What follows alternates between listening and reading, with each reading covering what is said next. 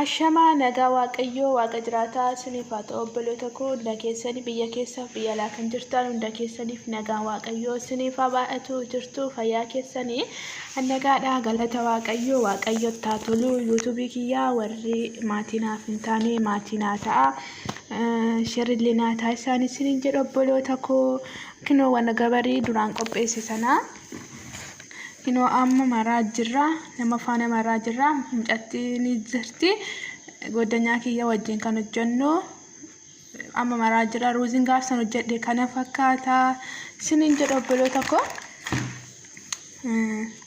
isiniin jedha baqa amma wana gabarii akkatti maran isinitti agarsiisa na faana tura isiniin jedhu obboloota koo Kino amma akkasitti hojjedheen jira obboloota koo asitti illee akkasitti jira mucayyoo ishee wajjin hojjennu isinitti agarsiisa. Hi Nita. Hi Nita. Hi Mira. What do you do? Wakarana. One for Ramadan. So, بتاكل زين. You eat. You watch it for me to YouTube? Yes. You touch subscribe, you touch like